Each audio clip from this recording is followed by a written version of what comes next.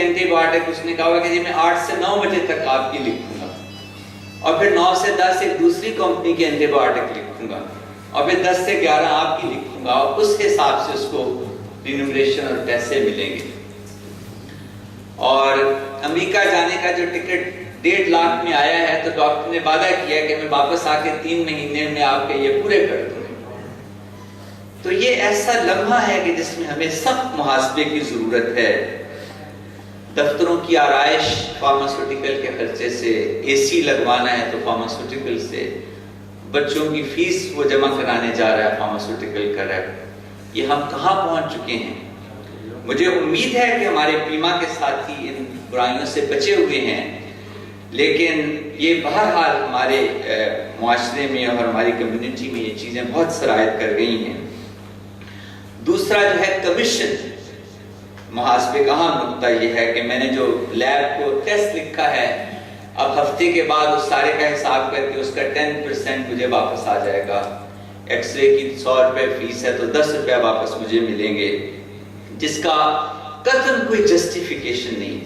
جس کے اندر نہ آپ کی انٹلیکچوئل انپٹ ہے، نہ آپ کے فزیکل انپٹ ہے۔ اور پھر چوتھا تعلق ہے دوسرے فزیشین کے ساتھ جو تعلق ہے، یعنی جو جی پی جو ہے وہ کارڈیالوجسٹ کو ریفر کر رہا ہے، اور جو کارڈیالوجسٹ کارڈیک سرجن کو جو ریفر کر رہا ہے، اور جو ہماری بہن گائنیکالوجسٹ کو ریفر کر رہی ہے، اس کے سی سیکشن کا جو 25% ہے وہ ان کو واپس آئے گا۔ یہ ایک ایسی چیز ہے جس کو سختی کے ساتھ بند کرنے کی ضرورت ہے، کیونکہ یہ جو تمام ذرائع آمدنی ہیں ان کو ہم رزق حرام کے سوا اور کوئی نام نہیں دے سکتے ہیں۔ تو معزز خواتین و حضرات، یہ جو جتنے دائرے ہیں ہمارے پیشہ ورانہ پریکٹس کے، یہ اس بات کا تقاضا کرتے ہیں کہ ہم یہ ساری جو 5-6 دائرے ہیں ان میں اپنا محاسبے کا عمل جاری رکھیں، اپنی مہارت کا محاسبہ کرتے رہیں، اپنی پیشہ ورانہ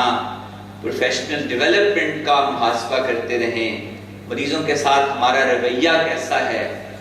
اور مریض کے ساتھ ہم اس کو ایز اے ہول ڈیل کر رہے ہیں کہ نہیں، ان کے سوشل، اکنامکل اور باقی ایشوز کیا ہیں،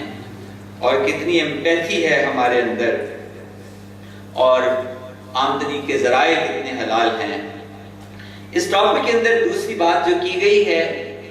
وہ ہے کہ ہماری تحریکی زندگی جو ہے اس کا محاسبہ۔ تو میرا خیال یہ ہے کہ ہماری پیشہ ورانہ زندگی تحریکی زندگی سے مختلف نہیں ہے، یہ انٹرووون ہے، کیونکہ ہماری تحریک دعوت اور خدمت سے عبارت ہے۔ جو پیما کا نصب العین ہے وہ بھی دعوت اور خدمت ہے، اور دعوت اور خدمت کی کامیابی تبھی ہوگی جب ہماری پیشہ ورانہ زندگی سمبولک ہوگی اور ماڈل ہوگی، کیونکہ آدمی کی بات آج کل نہیں سنتا، صرف کیریکٹر کی زبان سے ہم متاثر کر سکتے ہیں۔ اگر ہماری پیشہ ورانہ زندگی آئیڈیل ہوگی اور ماڈل ہوگی تو پھر تھوڑے کہے میں بھی اثر زیادہ ہوگا۔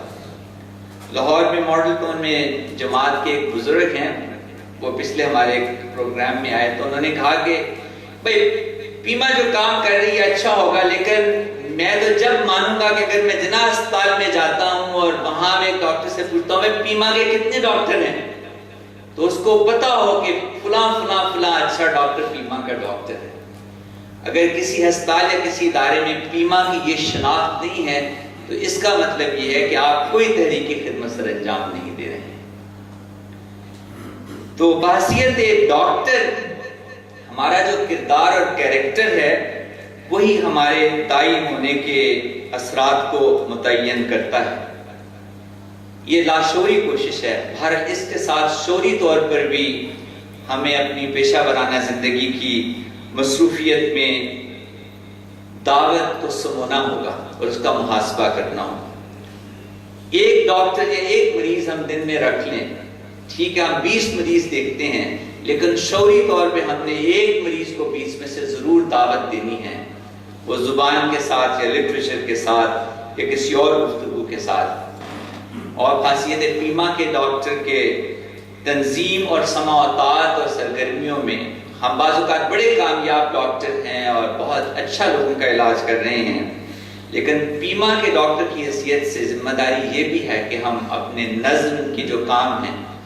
اگر یہ کنونشن کے اندر ہمیں بلایا گیا ہے تو ہمیں جانا ہماری یہ تحریکی ذمہ داری ہے، ہماری پیشہ ورانہ ذمہ داریوں کے ساتھ۔ میرا وقت چونکہ ختم ہو رہا ہے، میں یہ سمجھتا ہوں کہ محاسبہ نفس ہماری ساری زندگی کا ایک پیوٹل نقطہ ہونا چاہیے۔ عبداللہ ابن مسعود رضی اللہ عنہ کی ترمذی سے جو روایت ہے کہ قیامت کے دن ابن آدم کے پاؤں اس وقت تک اپنی جگہ سے سر نہیں سکیں گے جب تک وہ 5 سوالوں کا جواب نہ دے کہ اس نے اپنی عمر کہاں صرف کی ہے اور جوانی کہاں گنوائی ہے، مال کیسے کمایا اور کہاں خرچ کیا ہے، اور جو علم حاصل کیا اس پہ کتنا عمل کیا ہے۔ اور پھر شداد بن اوس رضی اللہ عنہ سے ترمذی کی روایت ہے کہ رسول اللہ صلی اللہ علیہ وسلم نے فرمایا کہ دانا وہ ہے جو اپنے نفس کا محاسبہ کرے اور موت کے بعد کے لیے عمل کرے، اور عاجز اور